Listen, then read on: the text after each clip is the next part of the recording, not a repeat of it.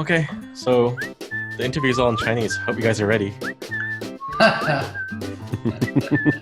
I can just sit here looking pretty. So Samson, you're see-through. Yeah, I think I'm too bright. That's why it's not even. You have your lion is actually not see-through. yeah, it actually looks the line looks cool in the. That is really impressive.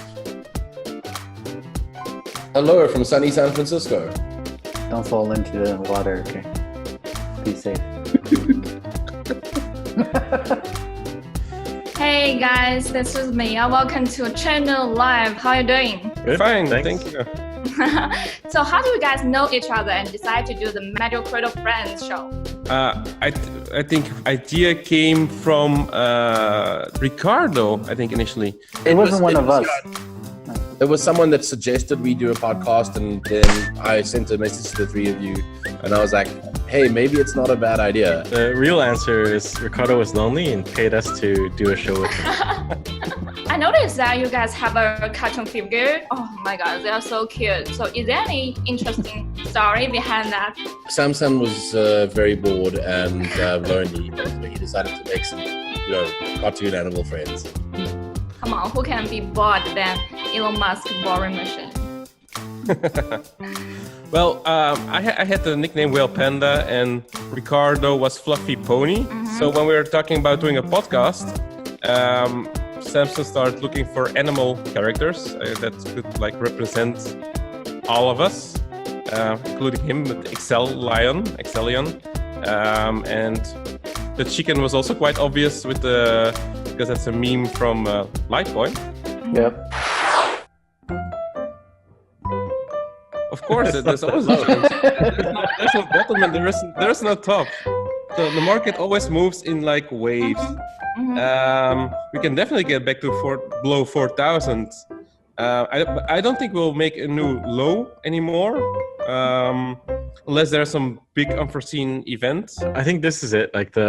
We're already past the lowest, at least for this year. It might drop back down from 100K to 20K, but I think from here it's just gonna keep on going up, especially with the halving coming. Most investors remain really positive about 2019 and 2020 because of the halving. Is that a deterministic cycle that the price will definitely soar because of halving? There's reduced supply, and presumably you have the same demand, and so that does put upwards pressure on the price. I think that the biggest issue is that we don't really understand the market now. We think we do to some degree, but the market tends to make moves that don't always make sense. It's not that the market moves don't make sense, it's that we just don't understand the market. You lost your sound. But in reality, the amount of coins they're selling is tiny compared to the overall trade volume for the day. So it shouldn't really impact the price that much. But I think the reason why the halving impacts the price is kind of like a self-fulfilling prophecy, right? Because everyone's looking at the halving and saying the price should go up.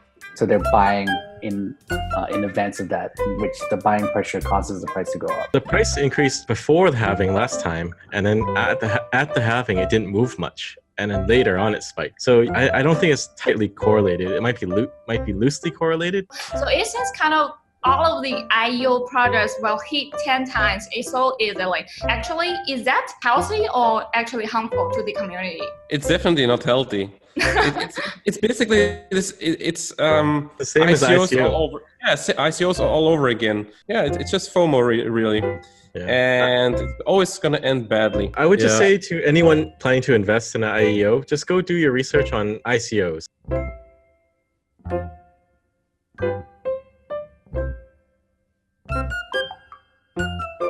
He doesn't deserve an explanation. It's just some guy writing some random stuff. Peter Resin is not a credible person. He's not well respected in this space, and he's wrong about almost everything that he talks about or is concerned about. I think it was always going to die. All the Bitcoin copies can't survive because all their rhetoric and story just fails after a certain time.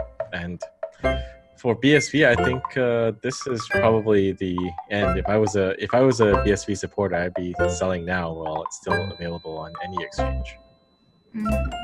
Well, if you were a BFC supporter, you would still be a supporter because you're stupid. That's good True. one. True. I think so far only POW has proven that it works. But actually, proof of stake is older than proof of work, and they still haven't figured it out. So I'm very interested in alternate consensus mechanisms from a research perspective.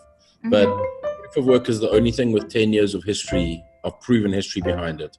And it's going to take 10 years for me to trust anything else. Yeah, and also proof of work was kind of invented because we didn't have anything that worked previously. Proof of stake didn't work. So I don't understand why we're going backwards. Right? Yeah, it's a perpetual energy. And the only way to make it work is to essentially fake it or pretend or make it overly complicated and convoluted so you can't really understand how it fundamentally works. We'll see what they do with it, right? For money and currency, I wouldn't trust proof of stake. But if it's just like smart contracts and stuff you play around with, then they can try it. I think for the blockchain, the most important thing is currency. That's at least how I see it. A lot of people are investing in like identity and stuff like that. I don't really see that as useful as of this point. The main reason to have a blockchain is like censorship resistant, right? And immutability. So you get those with decentralization, which is inefficient. And for a lot of these, like blockchain for this and blockchain for that, you don't really need the censorship resistant, and it's not really. So you just have an expensive database or an inefficient database for no reason. It's not that it's a pseudo demand per se. In fact, I think it's the opposite. I think there's just no demand. People talk a lot about things like, oh, what if we had healthcare on the blockchain? Okay, cool. What would that look like? People are terrible with key management, and now we're basically saying, please like manage all your data yourself because through private keys because it's totally safe. And nothing is going to go wrong with that. I mean, it seems like the antithesis of what people want. You don't want to put the data on the blockchain too. No, it's totally ridiculous. Totally ridiculous. So name one thing that annoys you the most in four of you. Samson is so annoying. I mean, come on, he's Samson's always late. a perfectionist. Oh my god. Yeah. Oh my god. Yeah, always late. Always. Samson is never on time. Like I think he was one sometime. For Ricardo, he's always showing off his watches. It's really annoying. I think for Charlie, it's his lighting. It's always bad. For fair. a whale panda, I think we can never understand him. He doesn't speak English. I can understand him perfectly. And he's always covered in cat hair. Well, that's because every time I'm talking on like a show, my cat comes because she's got like, oh, who you're talking to? I'm interested. I want to be on the screen. She usually just sleeps in my office, but whenever I'm doing like a conference call or a show, she's always here. Look, she's always. Oh, she's so cute. What's her name? Amy. She's a Bengal. Yeah. Cute.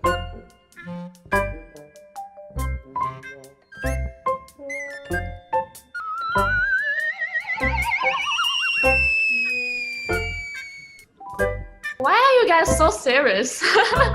So I'm the youngest one. The other guys have to think way harder when they're 18. It's like decades, so many decades. So long ago. So long ago. I would say I would tell myself buy Bitcoin. Maybe create Bitcoin.